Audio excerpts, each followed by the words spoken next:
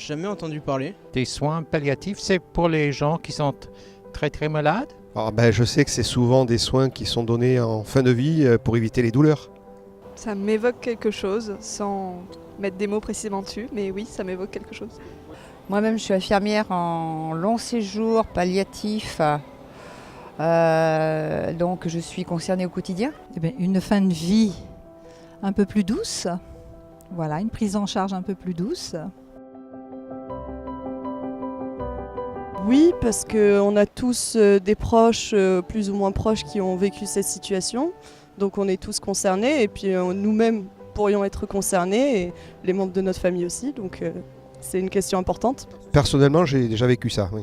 L'année dernière, j'ai ma grand-mère qui est décédée d'un cancer à 65 ans, ce qui fait très jeune.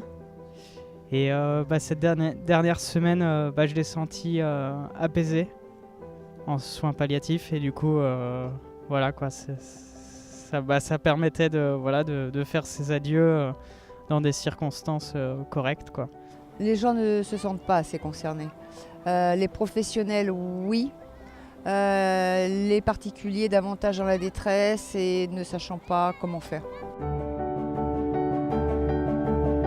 Chacun de nous peut avoir une action concrète, ne serait-ce que par une présence, par une visite, ça fait partie aussi des soins. C'est bien ce que les hôpitaux font pour ces personnes, en fait. Mais c'est vrai que nous, en tant que famille, on devrait aussi réagir par rapport à ça. Je pense effectivement que tout le monde doit se sentir concerné, et la médecine également.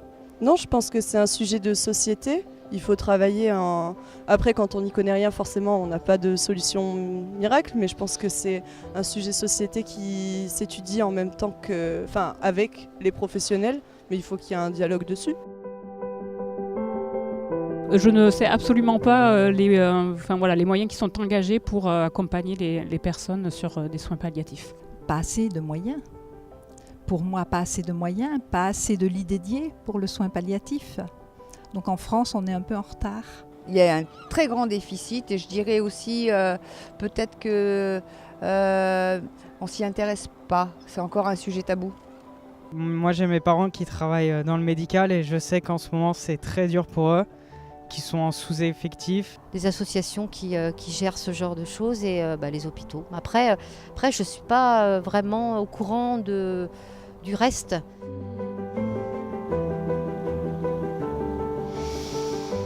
J'imagine qu'il y a des associations, des choses où effectivement je pourrais me tourner vers des... Ouais, je pense. Enfin, j'espère en tout cas. Non, par rapport à ce qu'on entend au niveau des structures hospitalières, etc., du manque de personnel, etc., ça fait peur. Ça fait peur.